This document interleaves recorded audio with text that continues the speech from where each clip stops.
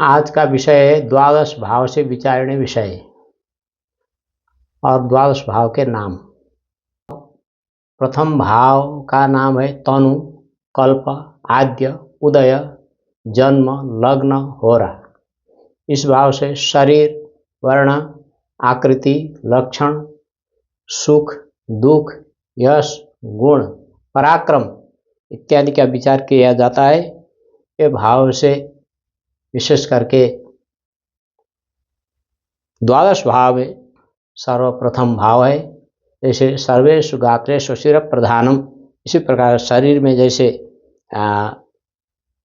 सिर प्रधान होता है, पूरे शरीर में सिर प्रधान होता है, उसी प्रकार से लग्न कुंडली में प्रथम भाव अर्थात लग्न प्रधान होता है।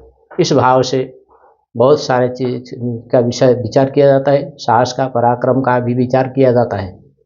द्वितीय भाव से धन, वाणी, अर्थ, स्व, नयन, कुटुंब, वित्तम, नेत्रम, मुखम, विद्या, मुख, वाणी, विद्या भी विचार किया जाता है इसी में। इसके बाद तृतीय भाव सहोदर, पराक्रम, विक्रम, धैर्य, वीर्य, आभूषण, गला, कंठ इत्यादि से विचार किया जाता है। चतुर्थ भाव से पाताल, चतुर्भाव के नाम है पाताल, वृद्धि, क्षिति, मातृ, ज्ञान, विद्या, गेह, सुख, बंधु ये विचार किया जाता है। विशेष करके चतुर्थ भाव केंद्र भाव में आता है। इसमें हर प्रकार के सुख, भौतिक सुख का विचार किया जाता है। मन का, आदमी का मन कैसा है इसी से विचार किया जाता है।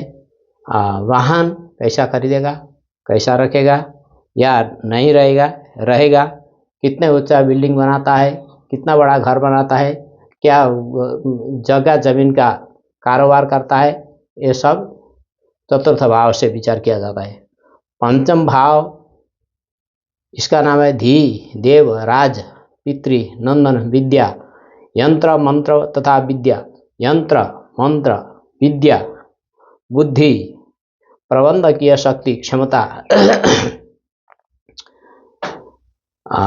देवता का विचार भी इसी स्थान से किया जाता है। गर्भ में संतान है कि नहीं, जैसे प्रश्न कुंडली में गर्भ में संतान है कि नहीं, मुझे संतान प्राप्ति होगा कि नहीं इत्यादि का विचार भी इसी से किया जाता है। हर प्रकार का बुद्धि का प्रयोग इसी स्थान से किया जाता है। षष्ठम स्थान यह है रोग, अस्त्र, भय, रिपु, क्षत, घाव, मामा इत्यादि का विचार किया जाता है। इसी स्थान से शत्रु का आक्रमण, शत्रु पर अपना विजय, ये सब इसी भाव से देखा जाता है। सप्तम भाव, आइए सप्तम भाव बताते हैं। जामित्र, काम, गमन इत्यादि इसका नाम है। कलत्र, स्त्री का रणभूमि, व्यापार, साझेदारी, स्त्री, ये सब का विचार किया जाता है। साझेदारी में उन्नति होगा कि नहीं, ये सब इसी से विचार किया जाता है। अष्टम भाव, इसका भाव रंध्र, आयु, ऋण, मृत्यु, दुर्घटना इत्यादि का ये स्थान है। समुद्री यात्रा और विनाश इत्यादि का विचार किया जाता है। किस प्रकार से मृत्यु होगी, कैसे होगी, अच्छी मृत्यु है, बुरी मृत्यु है, लड़ाई में मृत्यु है, लाठी से मृत्यु है इत्यादि इससे विचार किया जाता है। नवम भाव से धर्म, गुरु, जप, तप, तीर्थ यात्रा, भाग्य, शुभ, पिता, लॉटरी इत्यादि का उन्नति का विचार यहाँ से किया जाता है। दशम भाव व्यापार, उच्च पद, ज्ञान, राजकीय कर्म और कर्म स्थान भी इसको बोला जाता है। अनेक प्रकार का कर्म, धार्मिक कर्म, सरकारी नौकरी और इसी से किया जाता है। उच्च पद की बड़ी बड़ी कामनाएं, बड़ी बड़ी कारोबार इसी भाव से किया जाता है। एकादश भाव लाभ है, यहाँ अधिक धन प्राप्ति और धन से संतोष, धन का आगमन का रास्ता यहाँ से देखा जाता है। द्वादश भाव दूर यात्रा, दूर दूर जाना, विदेश जाना। दुर्गति, हानि, दान, व्यय, खर्चा। दंड, बंधन, जेल इत्यादि, हथकड़ी इत्यादि का इस भाव से विचार किया जाता है। और जैसे मैंने पहले बताया शुभ ग्रह पाप ग्रह, तो इसमें यो यो भाव स्वामी दृष्टो युतो वा सौम्यर्व्यस्या तस्य तस्यास्ति वृद्धि पापैरेवं तस्य भावस्य हानि निर्दिष्टव्य लग्न तो प्रश्न तो जन्म तो वा।